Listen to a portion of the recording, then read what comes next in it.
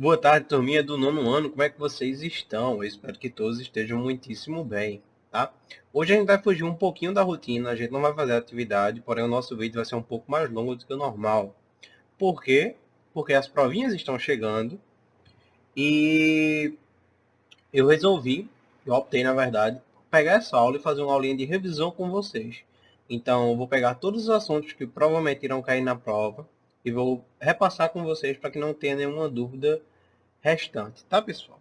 Todas as dúvidas sejam sanadas. De qualquer forma, ele vai estar disponível para tirar dúvidas e qualquer outras coisas das atividades que vocês preferirem, tá?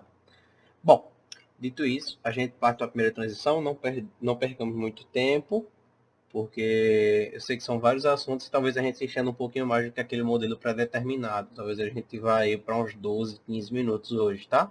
Mas em compensação, vocês não vão ter tarefinha nem nada do tipo. Vão ser só estudar e revisar tudo que foi passado, tá certo? Vamos embora!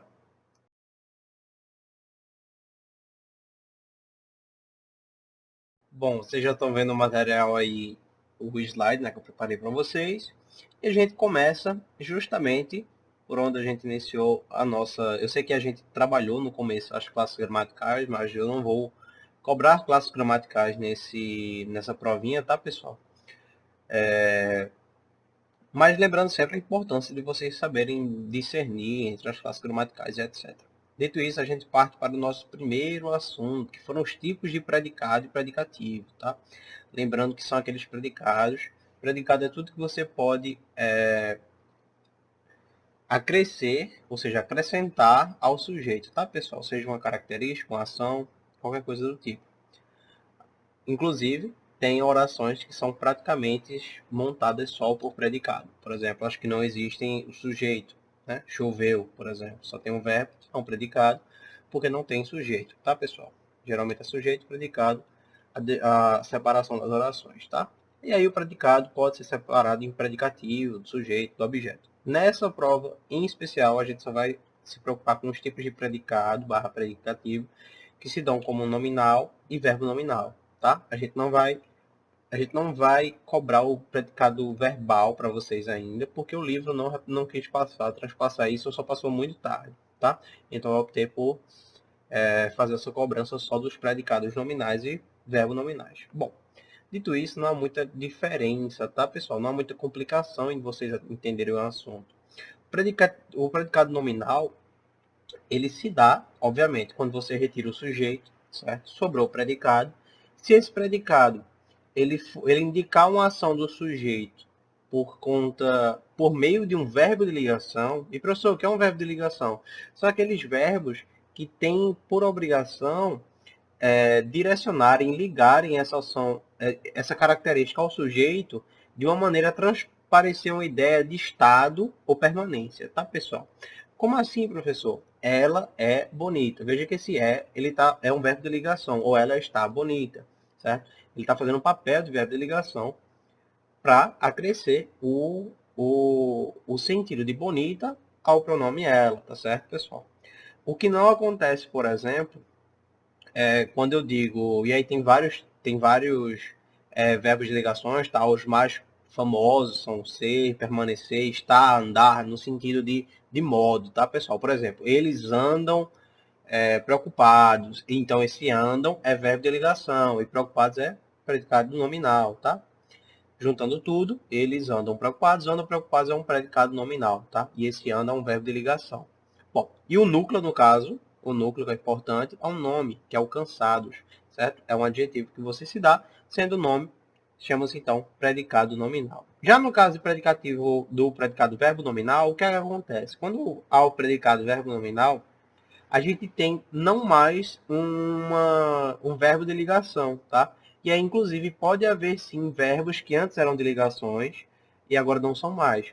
Por exemplo, eu não citei o exemplo do verbo andar, agora eu posso dizer, eles andam pelo campo e cansados. Veja a diferença. Eu não digo mais agora que eles só andam cansados. Não é mais só um estado de aparência, um estado de espírito, certo? Não é mais um modo que eles estão. Eles também estão andando fisicamente pelo campo.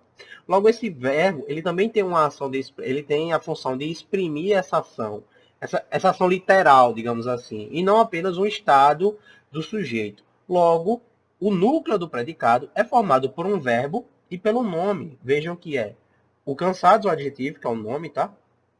E a gente tem o verbo andar, que nesse caso não exprime mais só a função de modo, tá? Então, por isso a gente tem um predicado, o que a gente chama de predicado verbo nominal, onde o núcleo é um verbo e um adjetivo, substantivo, um nome, tá, pessoal?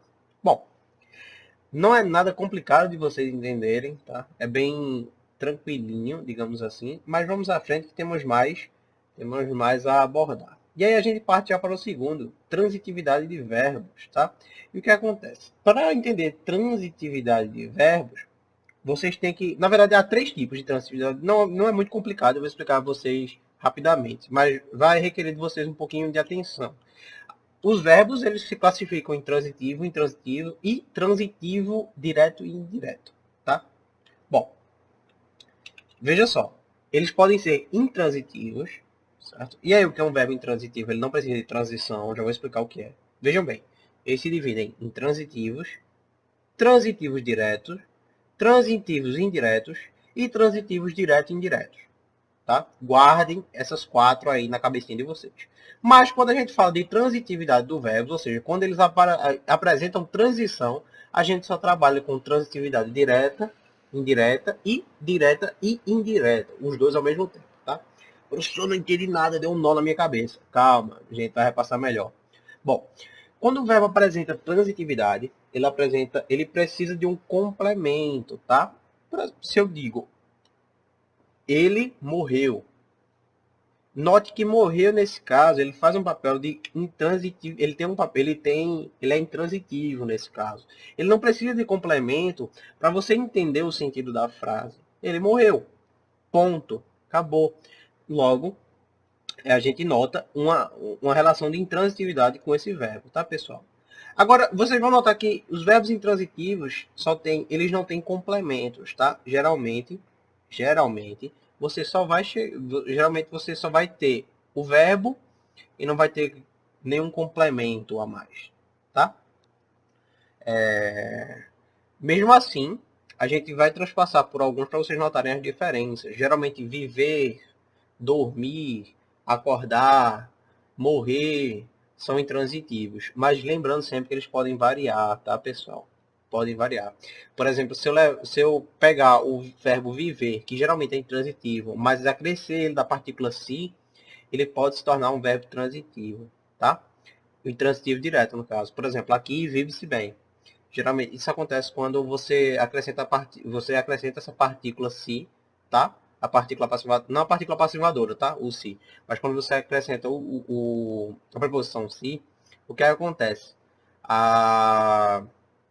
O verbo apresenta transitividade, tá? E transitividade direta. Por exemplo, vende-se algo, transitividade direta. Entendeu? Bom, vamos lá. Então, dito isso, transitividade, quando o verbo apresenta intransitividade, ele não precisa de complemento para você entender o sentido da frase. Agora, esse é o mais fácil de vocês entenderem. Já quando você tem verbos transitivos, eles precisam de um complemento, tá? Um exemplo. Eu não gosto, e veja, quando eu digo eu não gosto, você já espera um complemento. Você fica, ele não gosta de quê? Olha, de quê? Ou então, de quem? Então, eu vou lá e digo, eu não gosto de fulano, por exemplo. Notem que o verbo, ele necessitou de um complemento para a frase, para a oração fazer sentido, certo? Isso que a gente chama de transitividade. Nesse caso, uma transitividade indireta, porque o verbo gostar, ele precisa dessa preposição de, certo? Para a gente dizer do que a gente não gosta. Eu não gosto de algo. E toda vez que a gente tiver uma preposição, tá? Antes desse complemento, a gente chama de indireto, porque esse complemento não vem diretamente. O que é totalmente diferente se eu dissesse para vocês, eu chamei a Maria. Eu chamei quem? Veja, eu chamei, você pergunta quem? Aí eu digo, a Maria. Ou então, eu chamei Maria. Quando você faz a pergunta diretamente, sem o uso de preposição, tá? E nesse caso eu usei o a não é preposição, é artigo, tá? Eu chamei a Maria, é o artigo, e aí vem um complemento, a gente chama de transitivo direto. Quando você faz essas perguntas, quem, o que, quem, o que, são transitivos diretos. Agora, quando você faz a pergunta ao verbo, de que, de quem, são transitivos indiretos. Eles precisam desse complemento, tá? O mesmo é a alguém ou a quem. Esses também. Vou a algum lugar. Quem vai, vai a algum lugar, certo? Então, esse vai, ele apresenta transitividade indireta, tá, pessoal? E transitividade indireta e indireta é quando os dois casos acontecem ao mesmo tempo, tá, pessoal? Quando eu digo, por exemplo, ele ofereceu. Ofereceu é um verbo que pode ser ofereceu algo ou a alguém, certo? Então, quando eu digo ofereceu, eu posso dizer que ofereceu, por exemplo, ofereceu dinheiro a mim e a ele, um exemplo. O ofereceu o que é o dinheiro. A quem? A mim e a ele. Note que eu tenho os dois objetos, direto e indireto. Eu tenho uma transitividade dupla. Eu tenho uma transitividade direta e indireta. Assim fica mais fácil de lembrar, tá certo? É um assunto um pouquinho rebuscado, digamos assim, né? Complexo, mas eu sei que vocês vão se dar bem. E aí a gente parte para o quarto. Lembrando que o quarto assunto da gente que a gente vai abordar vai ser figuras de linguagem, tá, pessoal? E figuras de linguagem, eu sei, tem para lá de 18, 20. Eu não vou ser louco de cobrar 20 de vocês, tá? Eu vou cobrar as mais famosas, tá? Então eu vou pedir aí para vocês estudarem aí a metonímia, o hipérbato, a ironia, a comparação, certo? A metonímia eu já falei, a metáfora, são os mais famosos, tá? O eufemismo é muito famoso, a hipérbole, certo? Esses são os mais famosos. O restante eu não vou, uma silepse, por exemplo, eu não vou cobrar, uma zeugma eu não vou cobrar, uma aliteração eu não vou cobrar, certo? Então, quanto a isso, vocês podem ficar mais tranquilos. Estudem só esses principais, tá? Eufemismo, metonímia, e aí metonímia já tem uma porrada, né? Metonímia tem do corpo, metonímia tem o autor pela obra, o objeto pelo conteúdo, tem um bocado, né? Então, estudem eufemismo, metonímia, comparação, metáfora, hipérbato, ironia. Estudem também, eu acho que creio que sejam só. Eu acho que esses seis já estão de bom tamanho. Não, eu estudei a hipérbole também, tá? Só para desencargo de consciência, tá, pessoal? Bom, lembrando só, metonímia são é a figura de linguagem quando você usa para expressar diretamente. Primeiro, aqui há vários tipos de metonímia, tá? E as mais famosas são, por exemplo, como eu já falei, o autor pela obra. Eu li Machado de Assis. Você não leu, não pegou o Machado de Assis, colocou ele aqui e ficou lendo ele. Você leu um livro, uma obra dele. Isso é o que a gente chama de metonímia, certo? Eu bebo vinho do Porto. Não necessariamente quer dizer que eu vá lá no Porto, lá no Cais Santa Rita, por exemplo, aqui de Recife, pegar um vinho e tomar. Não. Porto, cidade de Portugal, certo? Então, vinho do Porto significa um vinho português, certo? Da cidade do Porto e Portugal. Então, tem esses tipos de metonímia aí. Não vai ser complicado de vocês lembrarem. Já para o eufemismo, é quando você tem a... Obviamente, né? Tem outros tipos de metonímia, vocês estudem naquela... Vocês dão uma revisada lá naquela tarefinha da gente, tá? Já a metáfora, veja, já a metáfora é quando você quer fazer uma... Eu vou começar pela comparação. A comparação, geralmente ele tem um verbo e como. Geralmente comparação vem o como, tá? Ela é como uma flor. Veja, a comparação. Como uma flor. Tanto quanto ela é tal qual também é comparação, tá, pessoal? Ela é tal qual um anjo. Ou seja, eu estou fazendo uma comparação. Veja que eu necessito desses conectores. Como, tal qual, certo? Eu necessito desses conectores. Já quando eu faço essa conexão diretamente, torna-se uma metáfora, tá? Quando eu arranco esse conector e eu digo, ela é uma flor, aí sim eu estou usando uma metáfora, certo? Ela não é literalmente uma flor, tá? Ela não é. Já a ironia, acho que talvez esse aí seja o sarcasmo da gente, né? Eu acho que vai ser o mais fácil de vocês entenderem, que é... Aliás, antes de ir para a ironia, eu queria justamente utilizar essa diferença, tá? Entre comparação e a metáfora, tá? A comparação tem sempre os conectores, a metáfora não tem. Tá certo, pessoal? Bom, se eu dissesse ela é um anjo, é uma metáfora. Ela é uma flor, é uma metáfora. Ela não é literalmente uma flor. Agora, se eu digo ela é tal qual uma flor, tal qual um anjo, aí sim é uma comparação, porque eu estou utilizando os conectores. Aí a gente parte para a ironia, certo? Ironia é quando eu digo algo com um sentido sarcástico, né? Aí existem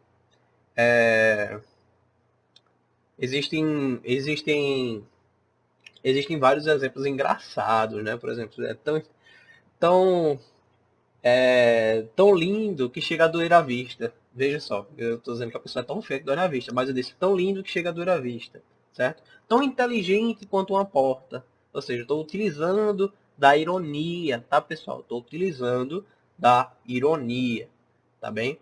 É quando eu quero dizer algo de forma sarcástica, certo? Eu digo algo, mas na verdade eu estou querendo passar o sentido oposto. Chama-se ironia, tá? É exatamente a ironia que vocês veem no dia a dia de vocês, tá?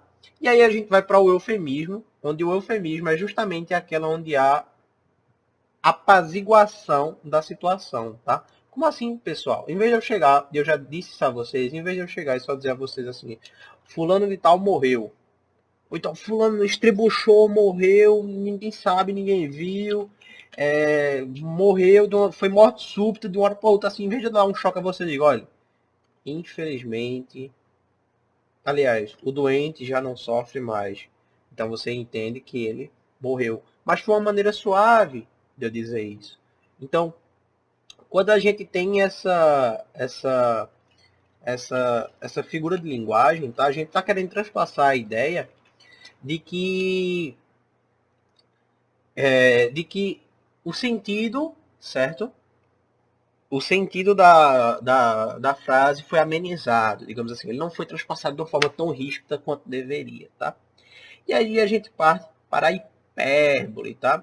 E a hipérbole, tá, pessoal? Para quem não lembra,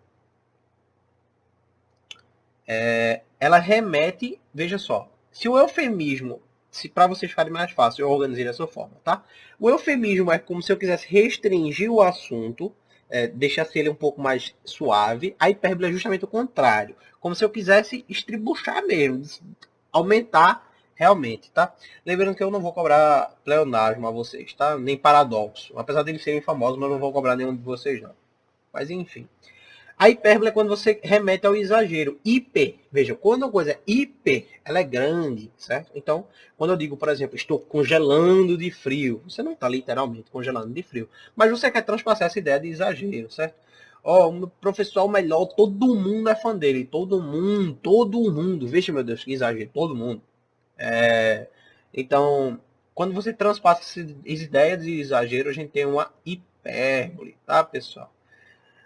Bom, tem também, por último, eu acho que das mais famosinhas, o hipérbato, que é justamente o contrário da ação, tá? Que é o famoso utilizador de hipérbatos aí, é o mestre Yoda da saga Star Wars, para quem não lembra, Guerra nas Estrelas, tá?